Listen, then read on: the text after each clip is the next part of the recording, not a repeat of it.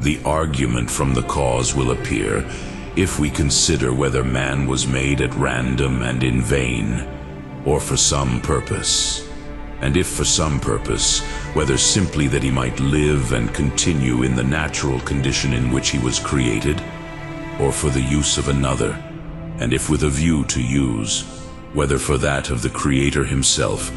or of someone of the beings who belong to him, and are by him deemed worthy of greater care. Now, if we consider this in the most general way, we find that a person of sound mind, and who is moved by a rational judgment to do anything, does nothing in vain which he does intentionally, but either for his own use, or for the use of some other person for whom he cares, or for the sake of the work itself, being moved by some natural inclination and affection towards its production. For instance, to make use of an illustration, that our meaning may be clear, a man makes a house for his own use, but for cattle and camels and other animals of which he has need, he makes the shelter suitable for each of them. Not for his own use if we regard the appearance only, though for that,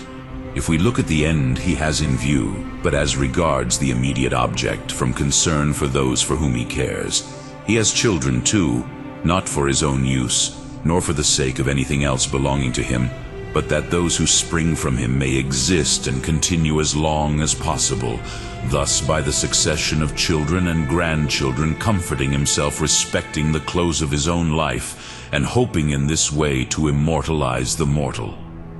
Such is the procedure of men.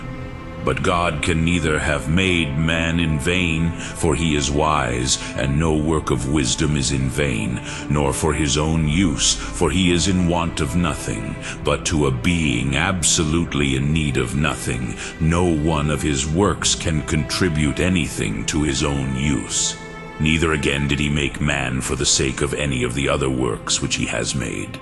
For nothing that is endowed with reason and judgment has been created, or is created for the use of another, whether greater or less than itself, but for the sake of the life and continuance of the being itself, so created.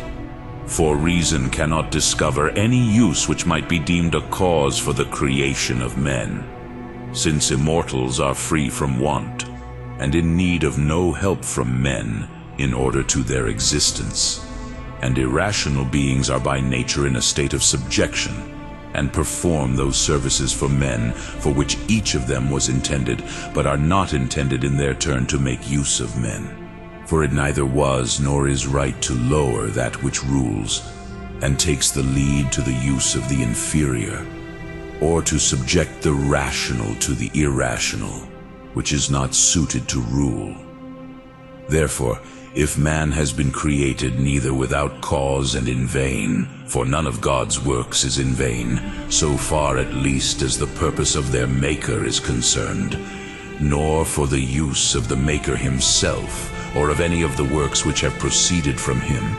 it is quite clear that although, according to the first and more general view of the subject,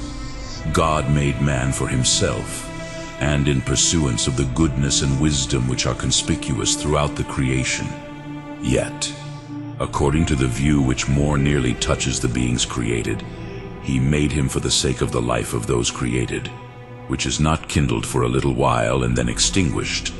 For to creeping things, I suppose, and birds and fishes, or to speak more generally, all irrational creatures, God has assigned such a life as that.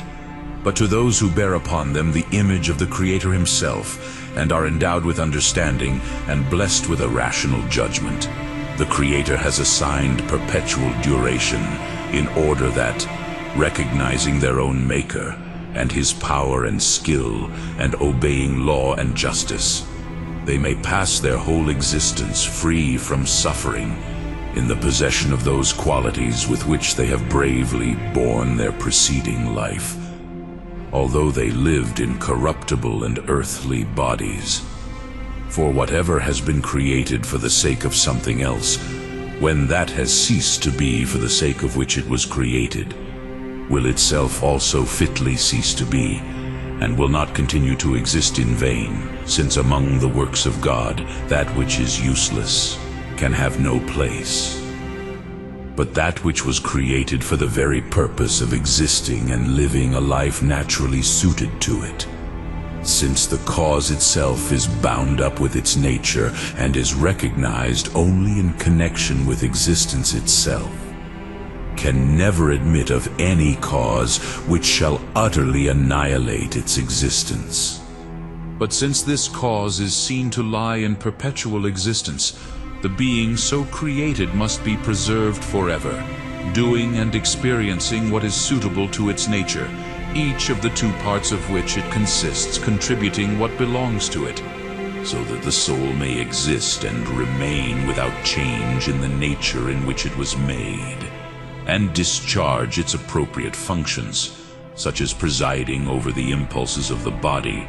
and judging of and measuring that which occurs from time to time by the proper standards and measures, and the body be moved according to its nature towards its appropriate objects, and undergo the changes allotted to it, and among the rest, relating to age or appearance or size, the resurrection. For the resurrection is a species of change, and the last of all, and a change for the better of what still remains in existence at that time.